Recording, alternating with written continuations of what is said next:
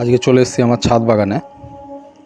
এতদিন তো সবজি বাগান হয়েছে, এবার আমি এক এক করে দেখাবো যে পদ্মের গামলা থেকে কি করে টিউবার বার করব। যারা আগে পদ্ম গাছ করেছেন তারা সকলেই জানেন, যারা নতুন করছেন পদ্ম গাছে শীতকালে যখন শেষ ফুল হয়ে গেছে সেই গাছগুলো শীত ঘুমে চলে যায়, সেইগুলোকে আমরা জল দিয়ে বাঁচিয়ে রেখেছিলাম সমস্ত গামলায়। এখন গরম পড়ার সাথে সাথে এই গামলাগুলো উল্টে সেখান থেকে টিউবার আমরা সংগ্রহ করব। সেইগুলোই আমরা ভিডিওতে দেখাবো যে টিউবার কী করে আপনাদের সংগ্রহ করতে হয়।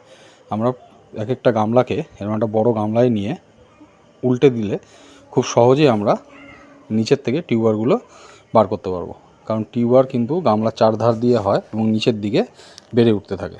তাই জন্যে গামলা উল্টে দিলে খুব সহজেই আপনারা এক এক করে টিউবারগুলো বার করতে পারবেন। তা আমরা শীত ঘুমে চলে যাওয়ার পরে যে টিউবারগুলো তৈরি করেছিল পদ্ম গাছ, সেই টিউবার থেকে কিন্তু পরবর্তীকালে আমরা অনেক পদ্ম গাছ তৈরি করতে পারবো। সেই জন্য আগে টিউবারগুলো আমাদের সংগ্রহ করতে হবে। এইভাবে এক এক করে আমরা গামলাগুলো বড় একটা গামলায় উল্টে নিয়ে আমরা এক এক করে টিউবারগুলো খুব সাবধানে বার করতে হবে, যাতে আগাগুলো ভেঙে না যায়। সেই আগাগুলো থেকে কিন্তু নতুন করে আমরা গাছ তৈরি করতে পারবো।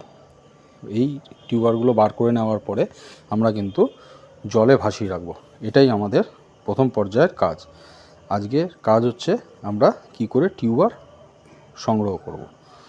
টিউবারগুলো কিন্তু খুবই সাবধানে আমাদের সংগ্রহ করতে হবে, যাতে কোনোভাবেই এগুলো নষ্ট না হয়, কারণ টিউবার যত ভালোভাবে আমরা তুলে বার করতে পারবো সেগুলো থেকে কিন্তু আমরা নতুন গাছ তৈরি করতে পারবো। সেই জন্যেই এই ভিডিওর মাধ্যমে আমি নতুনদের কাছে টিউবার কী করে তুলব সেইটা দেখা।